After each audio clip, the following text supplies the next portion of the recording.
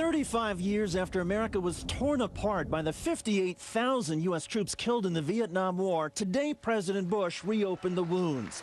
He argued to veterans in Kansas City that the United States got out of Vietnam too soon. One unmistakable legacy of Vietnam is that the price of America's withdrawal was paid by millions of innocent citizens. The president's speech, designed to bolster his argument for staying in Iraq, was remarkable politically and because of the president's take on history. Many argued that if we pulled out, there would be no consequences for the Vietnamese people. And just a few sentences later, in Cambodia, the Khmer Rouge began a murderous rule in which hundreds of thousands of Cambodians died by starvation and torture and execution. But it's a fact that the murderous rule in Cambodia began well before the U.S. withdrew from Southeast Asia, and many historians argue that the United States made the violence worse by going into Cambodia and Vietnam in the first place. There's another price to our withdrawal from Vietnam. The president then said the pullout from Southeast Asia emboldened America's enemies. But he wasn't talking about our enemies at the time, including communists and the Soviet Union during the Cold War. Instead, President Bush spoke of Osama bin Laden, who mentioned Vietnam a few years ago while declaring America would be weak in fighting al-Qaeda. Some can argue our withdrawal from Vietnam carried no price for American credibility. But the terrorists see it differently. Bin Laden, however, is running al-Qaeda from somewhere along the border between Pakistan and Afghanistan, not from inside Iraq.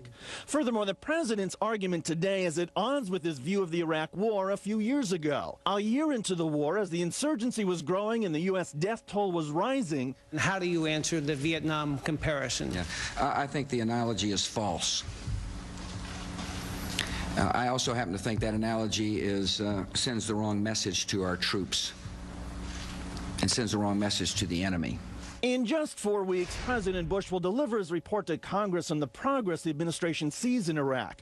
And with Iraq making no political progress, the Bush administration is increasingly touting security efforts. But President Bush is on the defensive and under enormous pressure. And today, while trying to show support for embattled Iraqi leader Nouri al-Maliki, the president delivered a mixed message in the same sentence.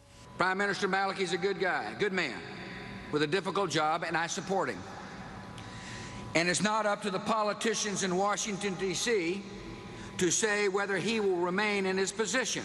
However, Democrats were most concerned and angry today about the president's invocation of Vietnam. Senator John Kerry called it, quote, as irresponsible as it is ignorant of the realities of both wars. Half the soldiers whose names are on the Vietnam Memorial Wall died after the politicians knew our strategy would not work. The lesson is to change the strategy, not just change the rhetoric. White House officials expected the criticism today and were so convinced that invoking Vietnam would help make their case about Iraq that they mailed out excerpts of the president's speech last night. Still, the mere mention of Vietnam and arguing for more sacrifice in Iraq is fraught with potential political peril. After all, President Bush didn't serve in Vietnam, and Vice President Cheney received multiple deferments, telling reporters a few years ago that in the 1960s he had other priorities than military service. I'm David Shuster for Hardball in Washington.